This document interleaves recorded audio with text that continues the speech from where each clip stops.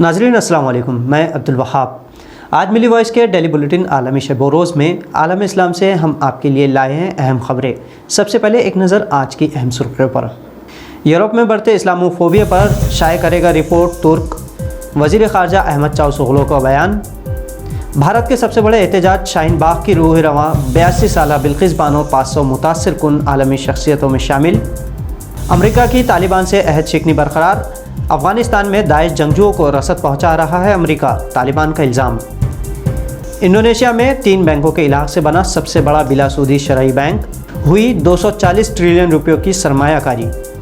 और Pakistani supreme court की हुकूमत को फटकार। अमरीकी सहाफ़ी कत्ल केस में आलमी दबाव से परेशान हुआ पाकिस्तान। अब खबरें तफसील से। दुनिया में बढ़ते इस्लामोफोबिया और नजात परस्ती मामला पर तुर्की रिपोर्ट शाये करेगा, इस तरह का ऐलान तुर्क के वज़ीर ख़ारजा मेवलूत चावशोगलू ने किया। अपनी पार्टी के एक इज्तिमा में चावशोगलू ने कहा कि इंसानी बुनियाद पर रिश्तों के उस्तवार और डिप्लोमेसी ताल्लुकात तुर्की की तरजीहात है, लेकिन यूरोप में तुर्किश अफराद पर बढ़ते हमलों के मद्देनज़र मजबूरन उन्हें भी रिपोर्ट शाये करनी होगी। चावशोगलू ने कहा कि पूरी दुनिया में मुस्लिम मुहाजिरों के खिलाफ महाज खोल रखा है, जिससे मुस्लिम कौम की शनाख्त पर हमला हो रहा है और ऐसे मामलात को तुर्की कभी बर्दाश्त नहीं करेगा।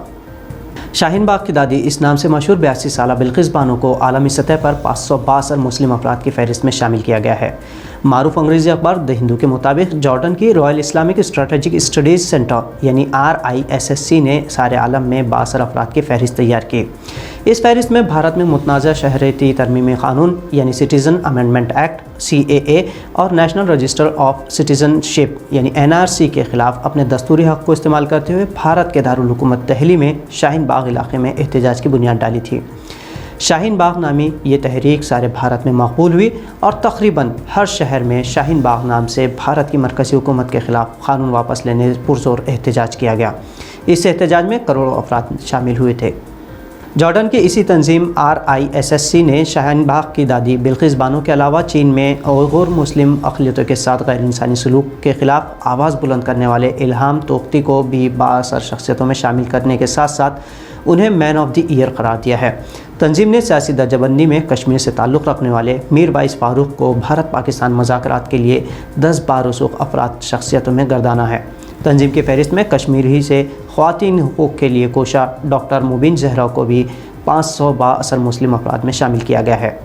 हमारे फेसबुक पेज पर आइए, जहां आपको आलम इस्लामी ख़बरें और तज़किये मिलेंगे। इसके अलावा ट्विटर और इंस्टाग्राम पर भी फॉलो करें।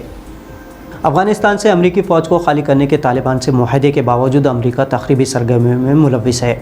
वो अपने चौपर्स से अफ़गानिस्तान में दाइश जंगजुओं की नक़्ल हमल करवा रहा है। इस तरह का इल्ज़ाम तालिबान ने किया है।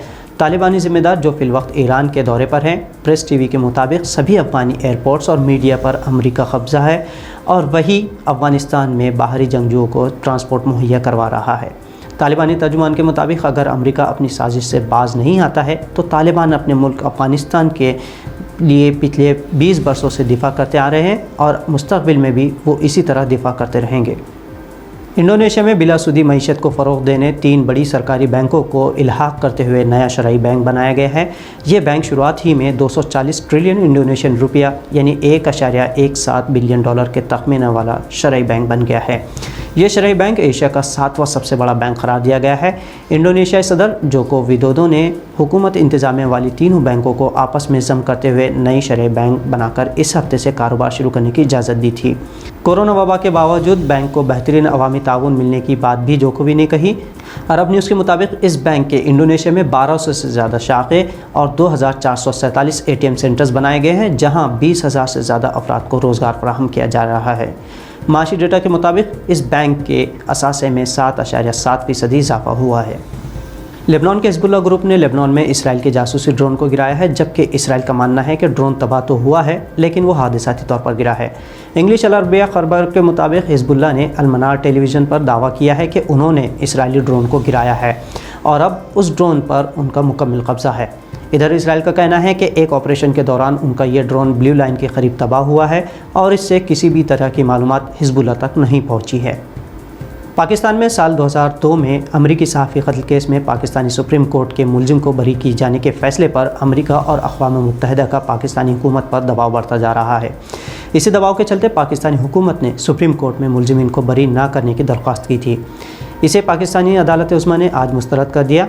साल 2002 में वॉल स्ट्रीट जर्नल के सहाफ़ी डैनियल पॉल का पाकिस्तान में कत्ल हो गया था, जिसमें मुलजिम अहमद उमर सईद को साजिश में मुलव्विस होने की बुनियाद पर 6 साल की सज़ा सुनाई गई थी। चूँकि मुलजिम और उसके 3 साथी पहले ही 6 साल से ज़ायद कैद की सज़ा भुगत चुके थे, इसलिए चारों को बरी करने के अहकाम सुप्रीम कोर्ट ने गुज़िश्ता हफ्ते जारी किए थे। इराक़ी मुफ्ती आज़म महदी अस्सुमैदी ने इराक़ी अवाम को तहफ़्फ़ुज़ ना फराहम करने और दाइश की इराक़ में दोबारा सरगर्मियों के मद्देनज़र अपनी हुकूमत पर सख्त तनक़ीद की है।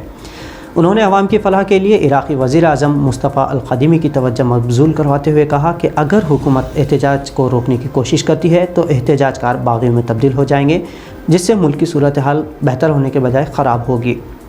आज मिली वॉइस के आलमी शब रोज़ में इतना ही। आपको बुलेटिन कैसा लगा? आपकी राय और तजावीज़ हम तक ज़रूर पहुँचाएँ।